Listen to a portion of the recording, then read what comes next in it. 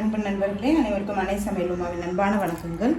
இன்னைக்கு அன்னை சமையலில் பார்க்க போகிறது முள்ளங்கி சாம்பார். வாங்க எப்படி செய்கிறதுன்னு பார்க்கலாம். 1/2 கப் துவரம்பருப்பு கழுவி தண்ணி சேர்த்துக்கலாங்க. 1/2 கப் தண்ணி சேர்த்துக்கலாம். கொஞ்சம் மஞ்சத்தூள், கொஞ்சம் பெருங்காயம்.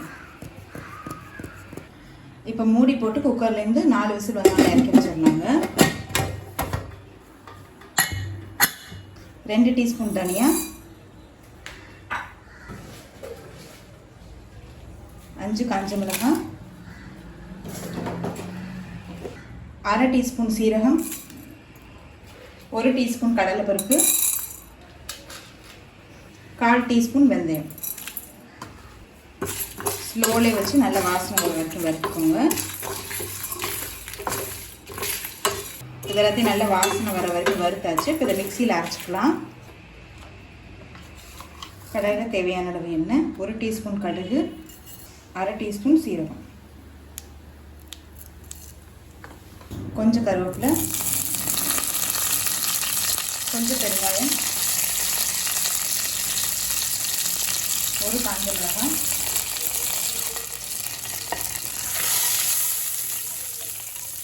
1 வெங்காயத்தை சேர்த்துக்கலாம்.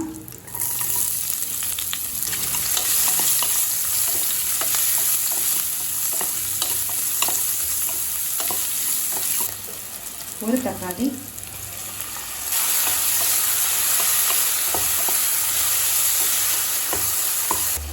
2 முள்ளங்கியை ரவுண்ட் ரவுண்டாக கட் பண்ணி சேர்த்துக்கலாங்க.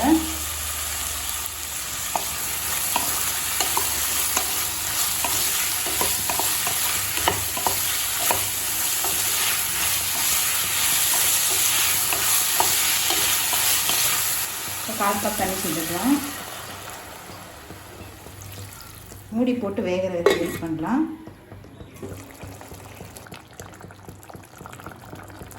முள்ளங்கி பாருங்கள் நல்லாவே வெந்துருச்சுங்க. வேக வச்ச துவரம்பருப்பு இருக்கிறதே சேர்த்துக்கலாம்.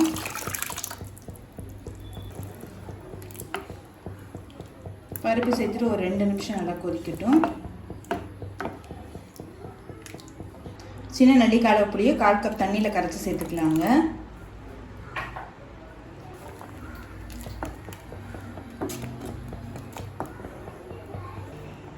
இப்போ நம்ம அரைச்சி வச்சுருக்க சாம்பார் பொடி இது கூடவே சேர்த்துக்கலாம். நீங்கள் விருப்பப்பட்டீங்கன்னா வீட்டில் இருக்க சாம்பார் பொடி கூட யூஸ் பண்ணிக்கலாங்க.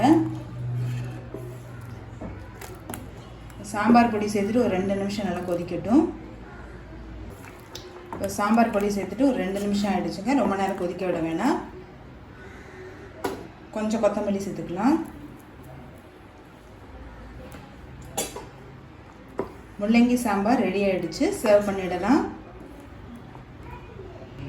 சுவையான முள்ளங்கி சாம்பார் ரெடி ஆகிடுச்சு. ரெசிபியை ட்ரை பண்ணி பாருங்கள். கண்டிப்பாக உங்களுக்கே பிடிக்கும். ரெசிபி பிடிச்சிருந்ததுன்னா வீடியோவை லைக் பண்ணுங்கள், கமெண்ட் பண்ணுங்கள், ஷேர் பண்ணுங்கள். இது வரைக்கும் அன்னை சமையல் சேனலை சப்ஸ்கிரைப் பண்ணாதவங்க மறக்காமல் சப்ஸ்கிரைப் பண்ணுங்கள். தேங்க்யூ.